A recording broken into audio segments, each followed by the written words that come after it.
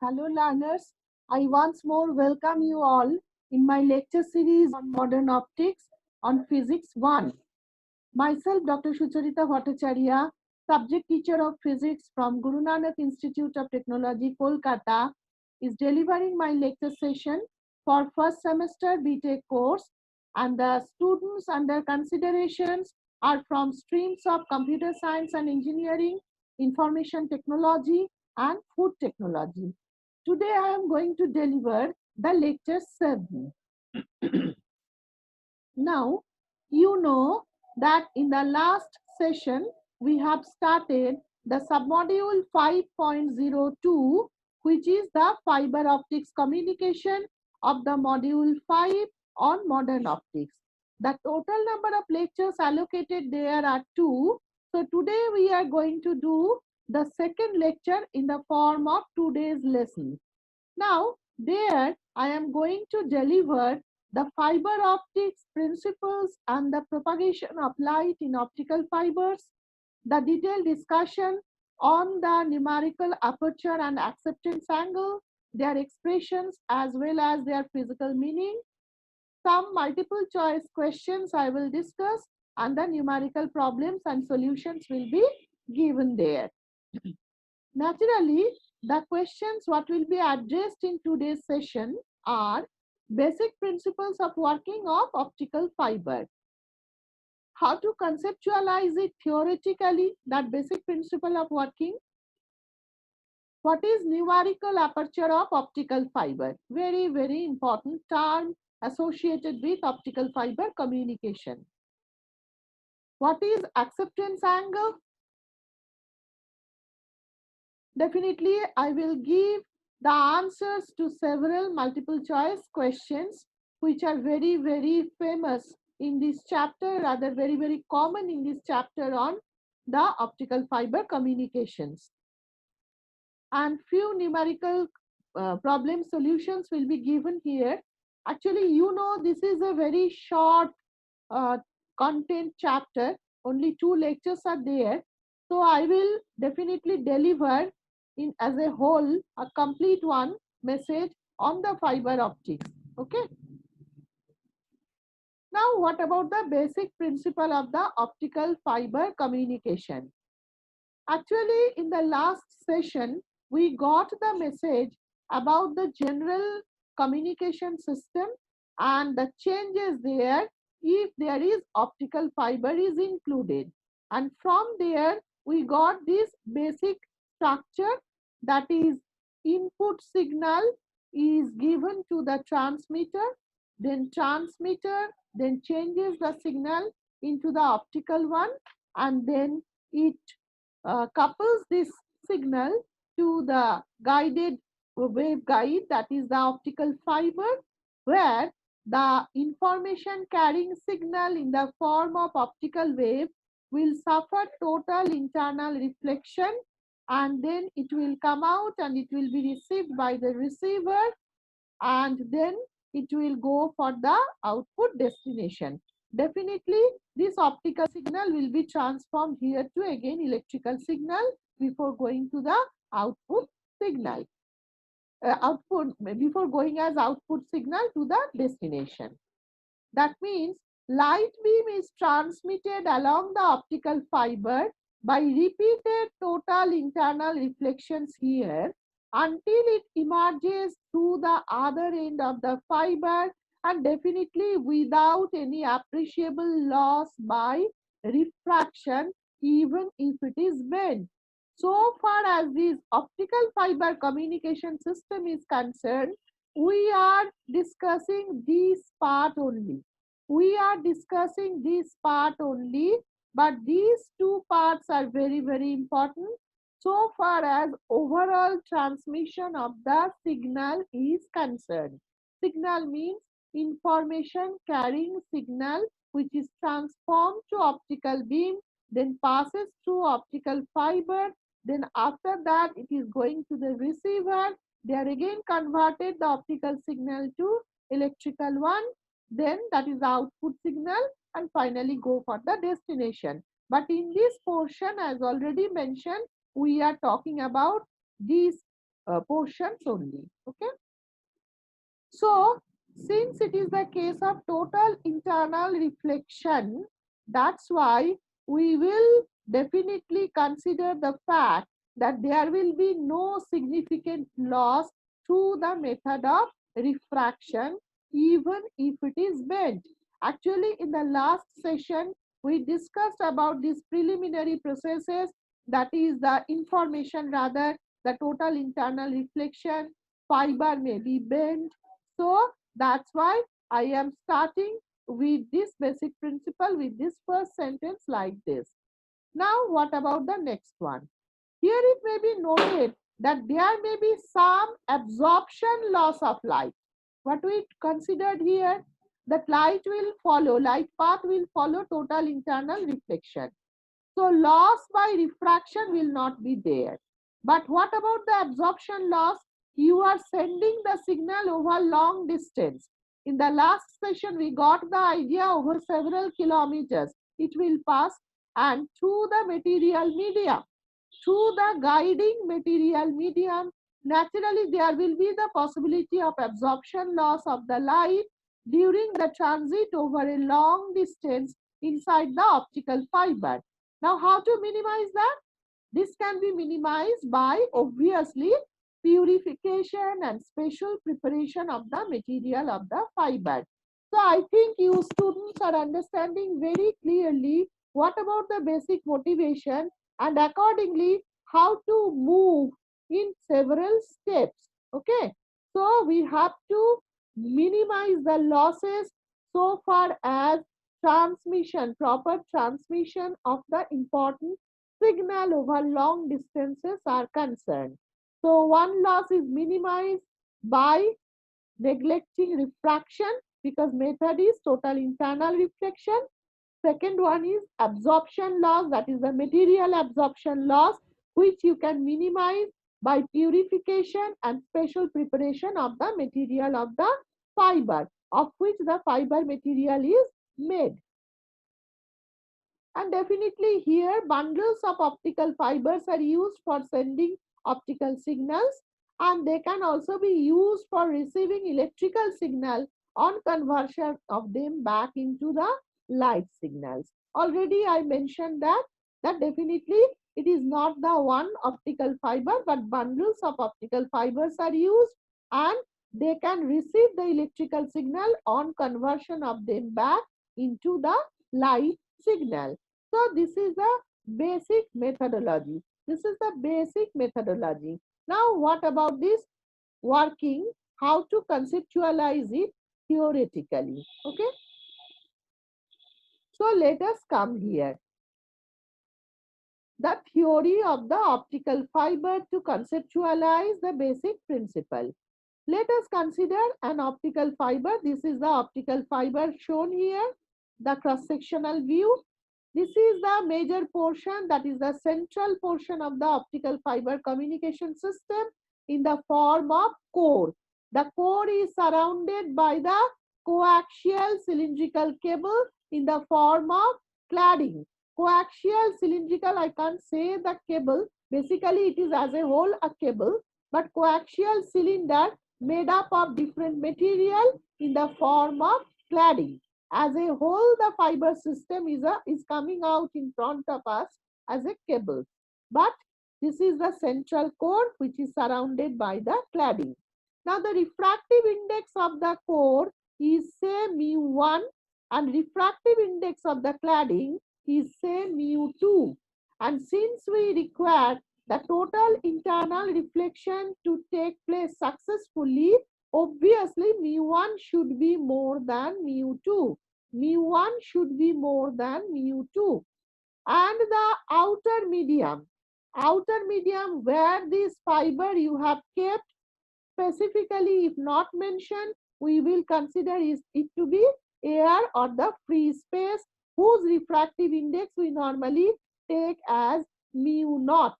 So surrounding medium is the free space or air, whose refractive index is mu naught. Here we are considering core and surrounded by coaxial cylinder in the form of the cladding with different refractive indices. Let XO be the incident ray at the aperture, entrance aperture of the fiber. XO be the incident ray at the entrance aperture of the optical fiber, which makes an angle alpha with the axis of the core. Be careful, this angle alpha is called the angle of incidence, but it is glancing angle of incidence because it is made with axis, not with normal as the regular angle of incidence. Okay. So, alpha is the glancing angle of incidence at the entrance end of the optical fiber. Now, at the point O, at this point O, you are getting the incident ray is moving from optically rarer free space or air into the core material. So, the corresponding angle is beta, again with respect to the axis, but this is the angle of refraction because light is moving from rarer to denser medium. So definitely refraction will take place, and OY is the corresponding refracted ray and beta is the angle of refraction, but again it is defined with respect to axis of the core. Now at the point O, so Snell's law of refraction will take place. Accordingly, we can say mu naught sine alpha equal to mu1 sine beta. That is Snell's law of refraction gives us mu naught sine alpha equal to mu1 sine beta at O. Okay. Now, you have to retain this information carrying light beam inside the core region through total internal reflection. That means the angle of incidence at core cladding interface. Look here, the angle of incidence at the core cladding interface, that is theta. Here theta is regular angle of incidence because it is defined with respect to normal from cladding to core. So, to maintain the information carrying light beam within this core region, theta should not be less than theta c, that is the critical angle for core cladding interface. Critical angle for the core cladding interface. Okay. So, it is clear to all of you, I think. Now, just take a look at this right angle triangle. That is YOZ. How to get Z? Extend this perpendicular. It will cut the axis of the core at the point Z.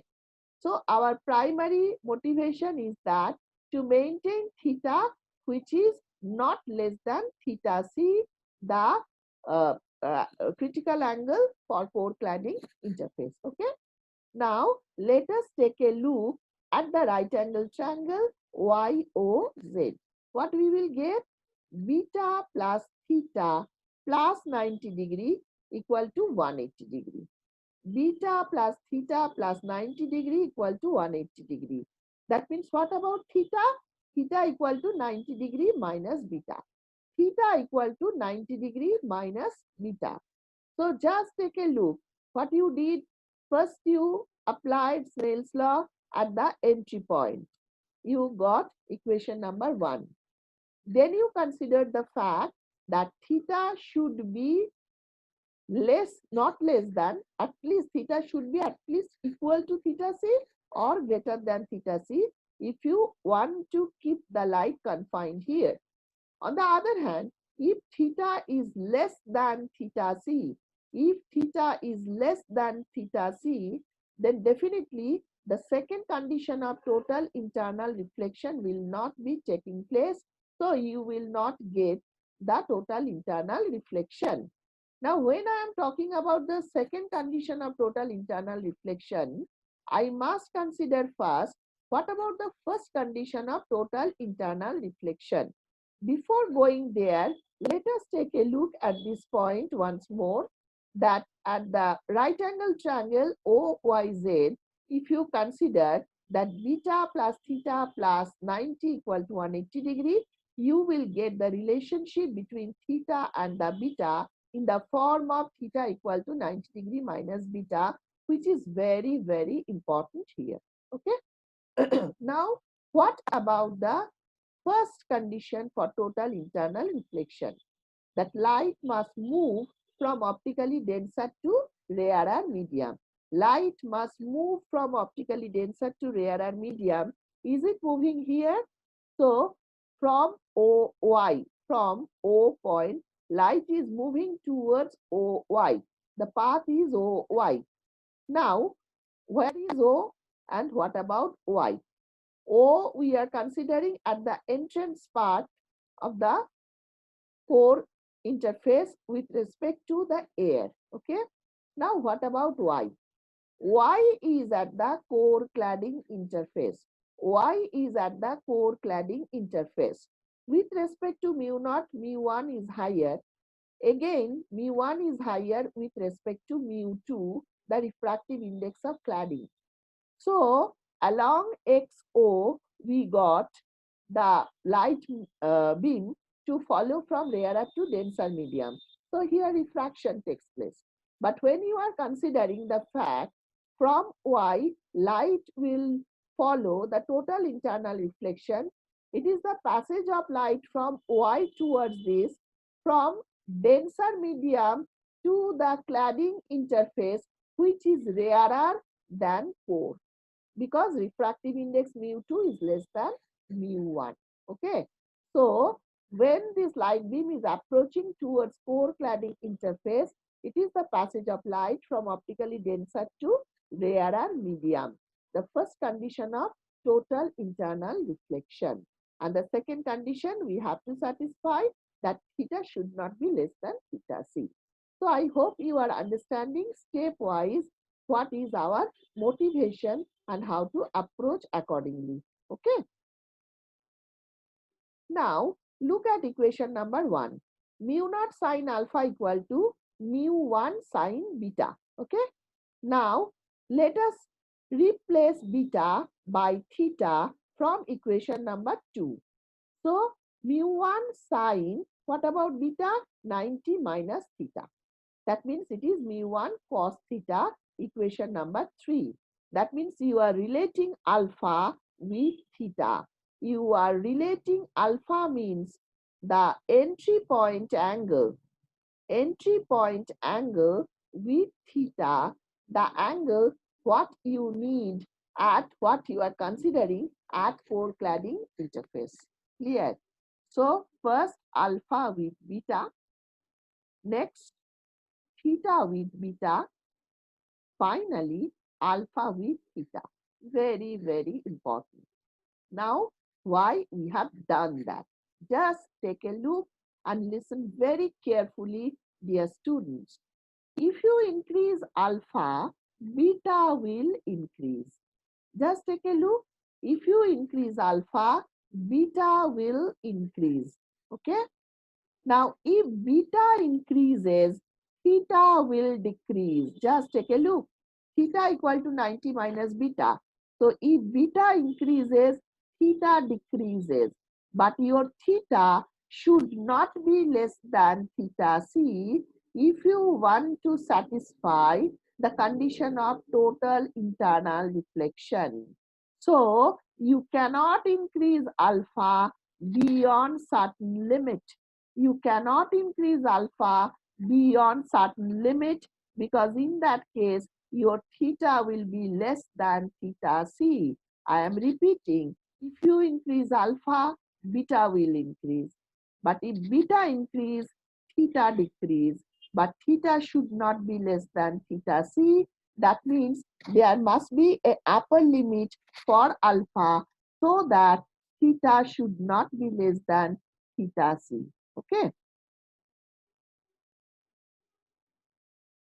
This value of alpha, for which total internal reflection just takes place, is called the angle of acceptance, which is indicated by theta A. So this value of alpha means up to which limit you can increase alpha maximally so that theta is not less than theta c is called the angle of acceptance, and it is designated by theta A. So I hope you are understanding why it is called angle of acceptance. That means up to which angle you can accept the incident light beam so that total internal reflection takes place within the core and the light beam is confined within the core. Okay. Let us now take a look what about this theta A. So right from equation 3, mu naught sine theta A equal to mu1 cos theta C. Let us take a look. We cannot increase alpha beyond limit so that theta should not be less than theta C. Now what is the maximum angle of alpha you can allow? That is say theta A. That means mu naught sine theta A equal to mu1 cos theta. So what is the minimum value of theta? That is at least equal to theta C, the critical angle for core cladding interface. If theta is less than theta C, then you will not get total internal reflection. Okay, so we will now replace alpha by theta A and corresponding theta will be replaced by theta C. So I hope all of you are now understanding very clearly, isn't that? So mu naught sine theta A equal to mu1 cos theta C by replacing alpha equal to theta A and theta equal to theta C.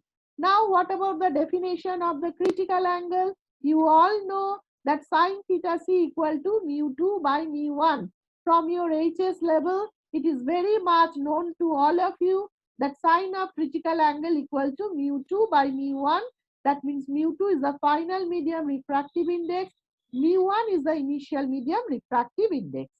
So, mu naught sine theta A equal to mu1 cos theta C. Now, this is the value for sine theta C. So, what about cos theta C? Square root of 1 minus sine square theta C. Square root of 1 minus sine square theta C. Put the value of sine theta C here. That is mu2 by mu1. So, you are getting mu1 square root of 1 minus mu2 square by mu1 square. If you do the simplification, you will find square root of mu1 square minus mu2 square. So mu naught sine theta A equal to square root of mu1 square minus mu2 square. So theta A equal to sine inverse of square root of mu1 square minus mu2 square divided by mu naught. So this is the expression for all important acceptance angle. So just take a look. Theta A equal to sine inverse of square root of mu1 square minus mu2 square by mu naught, the so-called acceptance angle.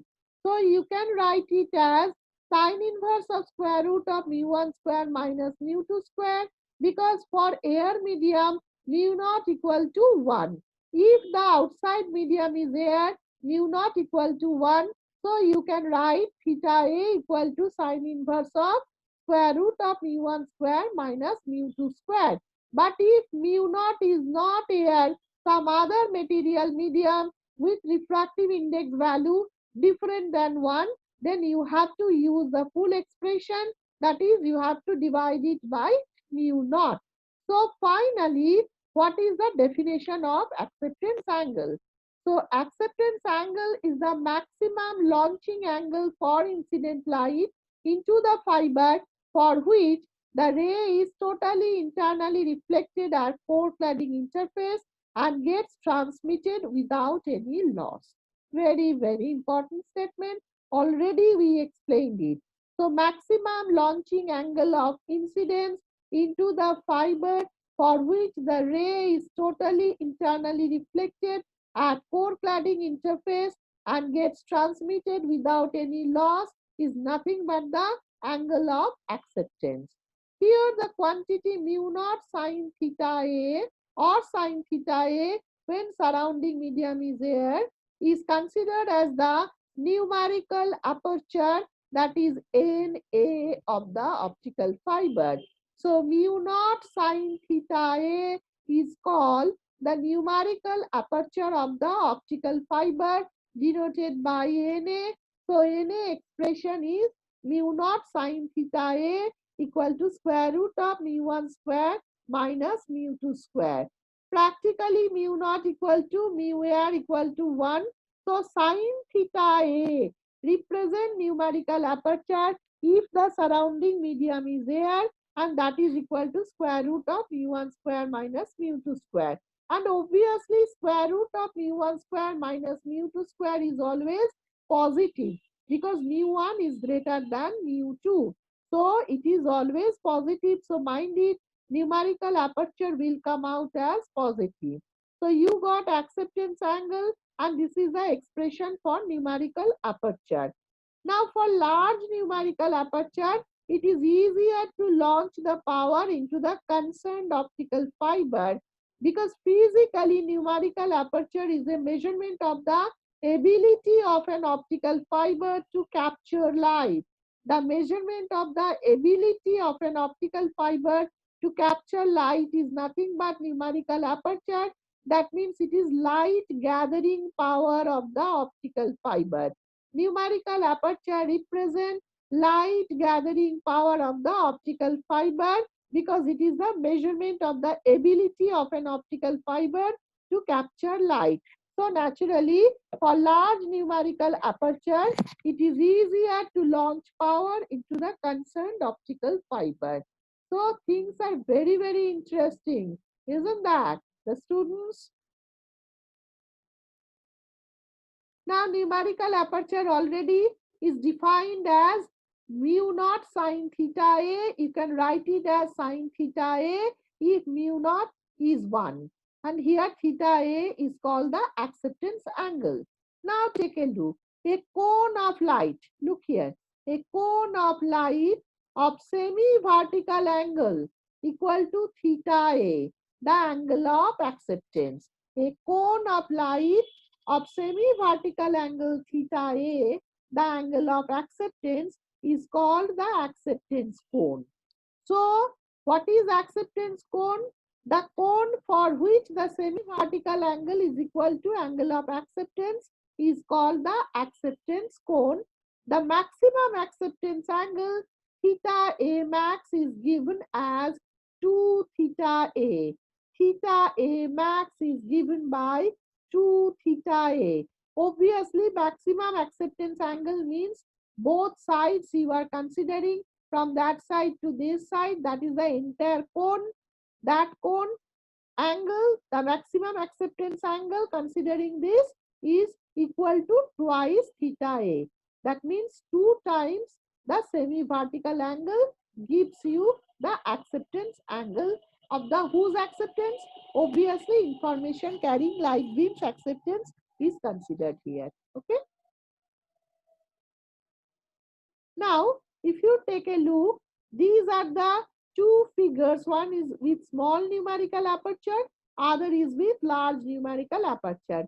Obviously, with large numerical aperture, definitely the launching of the signal will be much easier.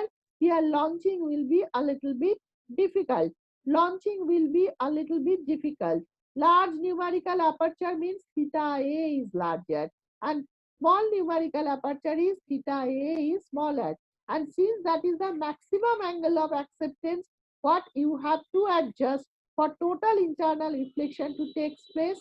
So larger the numerical aperture, it will be easier for you to adjust the launching angle of incidence. And accordingly, the ray path will vary. Accordingly, the ray path will vary. Here the ray path is like this, but here a path is different. Okay.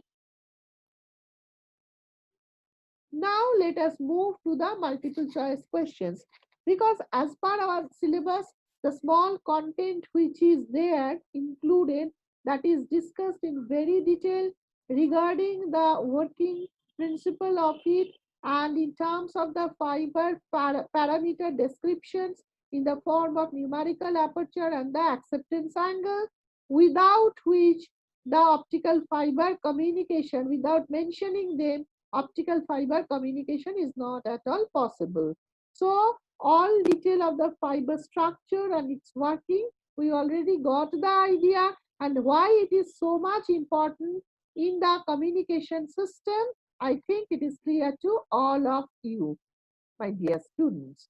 Now let us take a look at the corresponding numerical aperture and these acceptance angle questions in the form of multiple choice questions. Because multiple choice questions means all detail you have to study to answer this. So numerical aperture, just take a look the way the questions are set. So it will help you to clear your idea about the different fiber parameters and related questions. Just take a look. Numerical aperture in optical fiber physically represents light gathering power of the fiber, gain in optical fiber, loss in optical fiber, none of the above. Obviously, a few minutes back we discussed that numerical aperture in optical fiber physically represent the light gathering power of the fiber. Okay, it is light gathering power of the fiber. So option A is the correct answer. Now come to question number 2. If the angle of incidence for a ray at the end face of an optical fiber is larger than acceptance angle, then the ray, what will happen? We have done just now.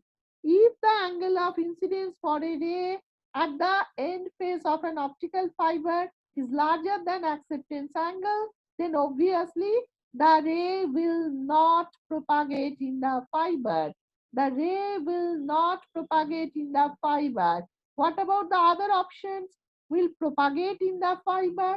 Will be scattered from the fiber? None of the above.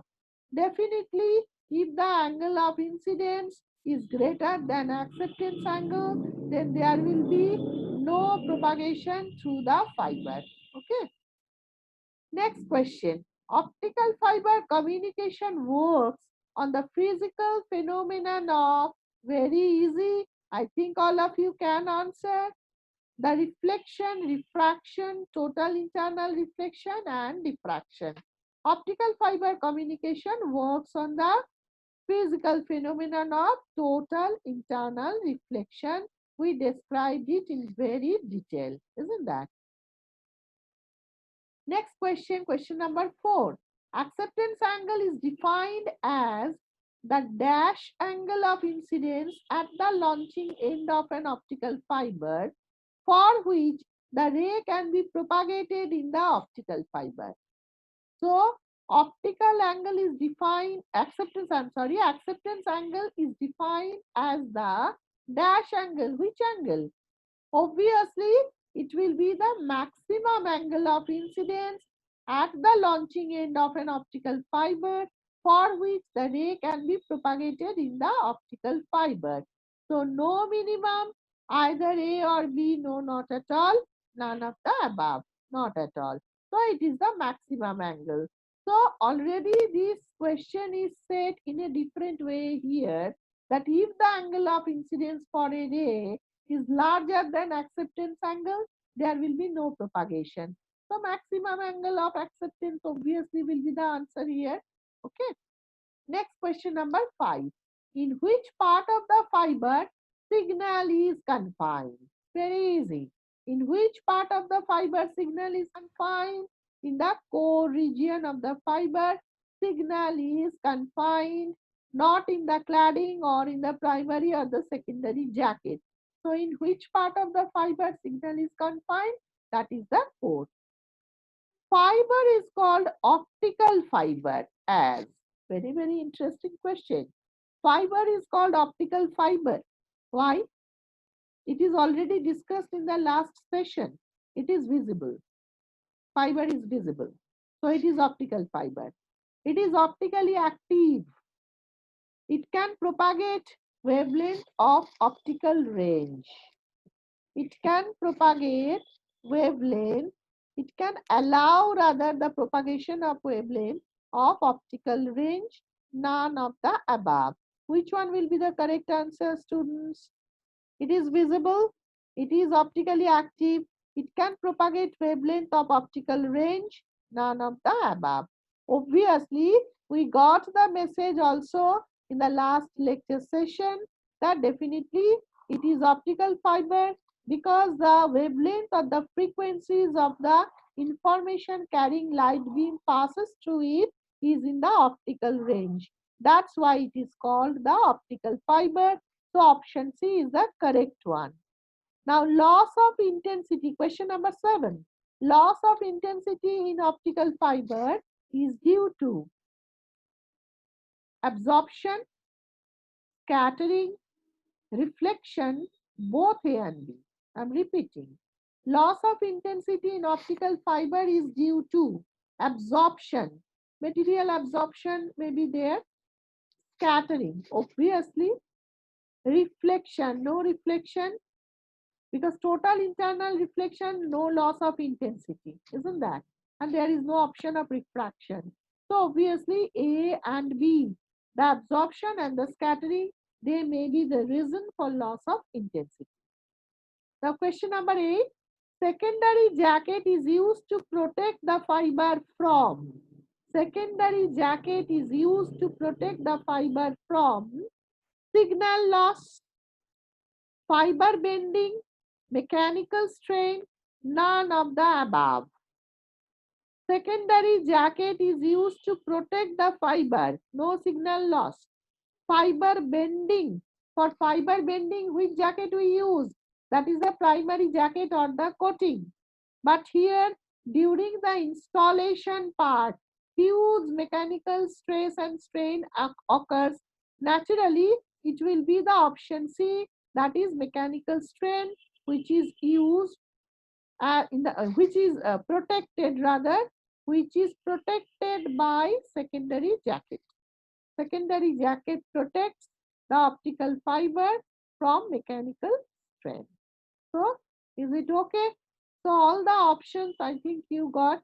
Some are very easy, some are a little bit thinking type, isn't that? Let us now move to the numerical problems. Within this very short span of contents what are covered, what type of numerical problems can be given? Let us take a look. These are university questions, mind it. Determine the refractive index of the core of a step index optical fiber if its numerical aperture is 0.244 and the refractive index of the cladding is mu2 equal to 1.48. Find the angle of acceptance for the fiber if it is placed in air. So two things you are asked to find out.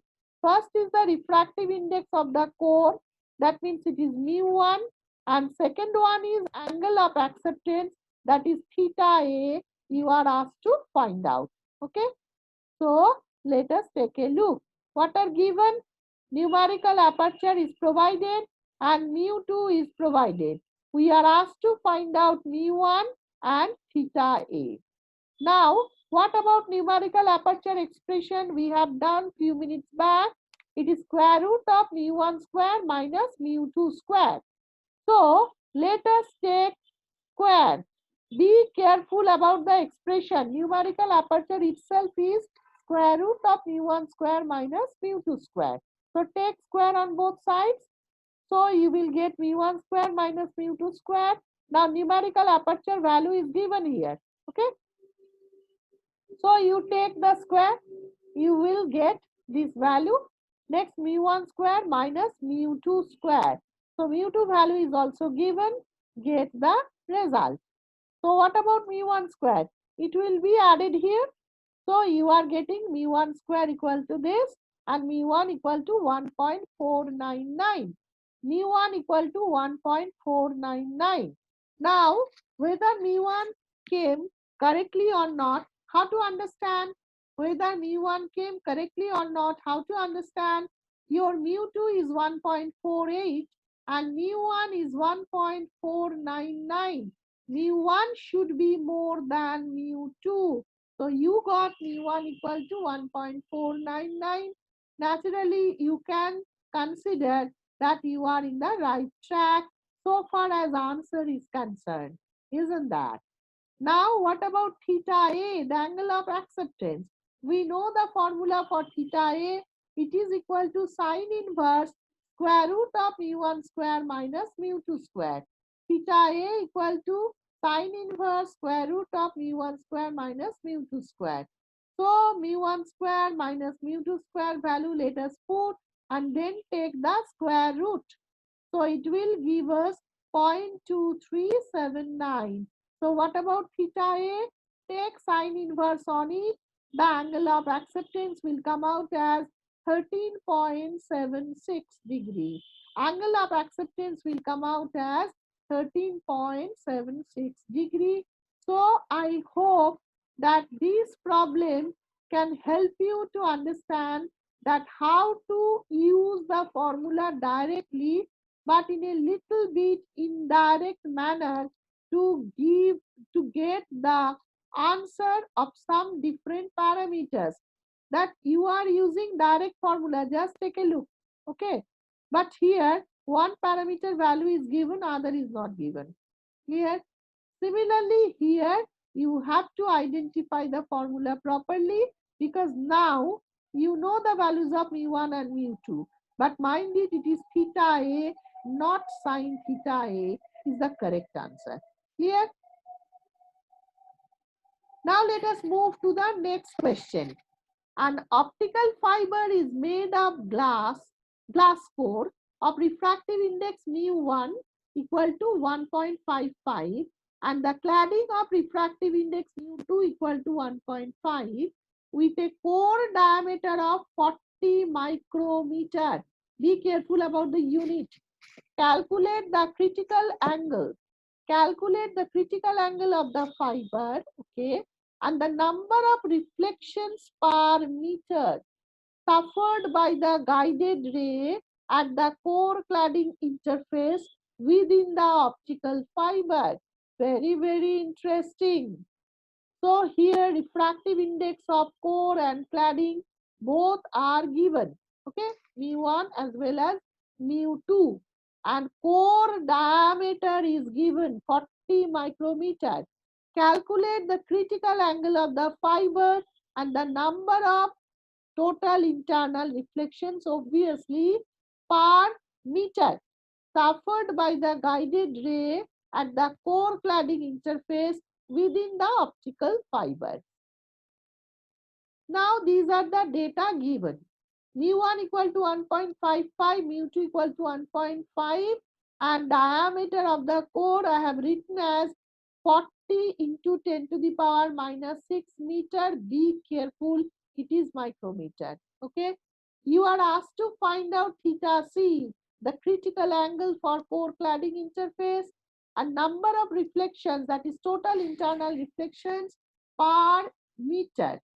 Say let it be n, the number of reflections per meter, that is capital N. You may write small n. You are asked to find out.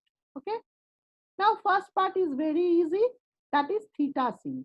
Theta C equal to sine inverse of mu2 by mu1. Theta C equal to sine inverse of mu2 by mu1.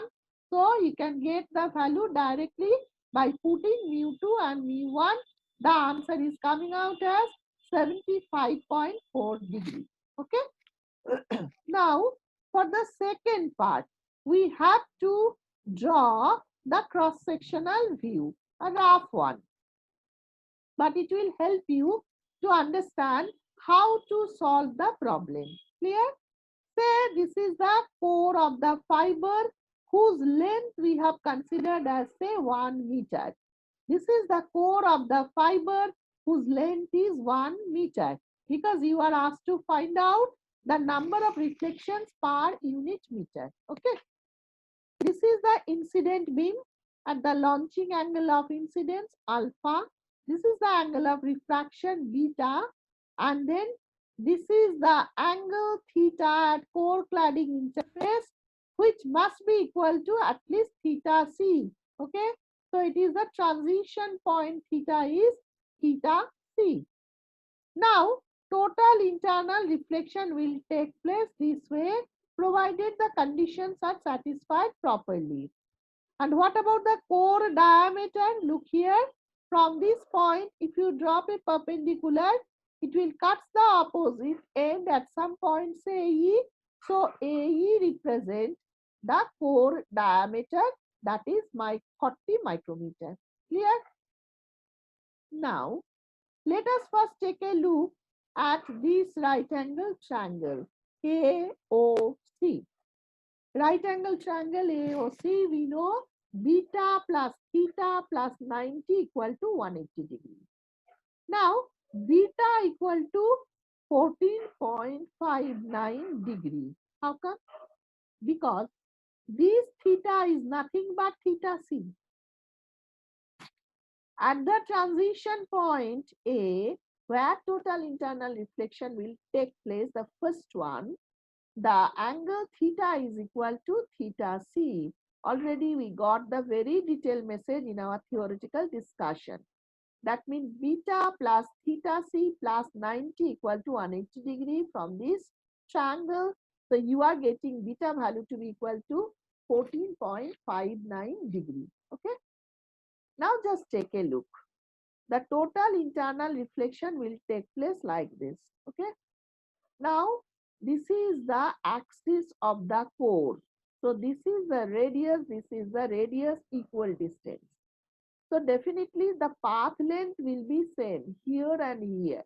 May not be the diagram, it is a rough diagram, it is not showing exactly, but definitely this path length will be the same. You are understanding, because here you are getting the reflection is taking place. So laws of reflection will be satisfied obviously. Now, if this is the angle beta, then geometrically it should be the angle beta. If this is beta, then geometrically it should be the angle beta. That means this should be also the angle beta. This is also equal to the angle beta. Now look here, along AF, the light beam after the total internal reflection is taking place. The first total internal reflection is taking place at A and it is moving along AF. From there again second total internal reflection takes place. So for one total internal reflection taking place, how much distance the ray travels? It is the distance EF linearly along the length of the fiber. Along the length of the fiber, the distance traversed by this information carrying light beam by being suffering total internal reflection, it is given by EF equal to say X. Okay. So this angle beta, so this angle beta. So what about tan beta? Tan beta equal to AE by EF. AE by EF. What about AE? 40 micrometer. What about EF? Let it be X. What is X? It is the distance traversed for one total internal reflection. Obviously, it will come out in meter. X is the distance traversed for one total internal reflection. So put the value in this right angle triangle AEF.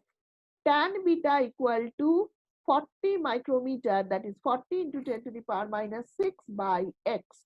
So what is X? X equal to 40 into 10 to the power minus 6 by tan beta.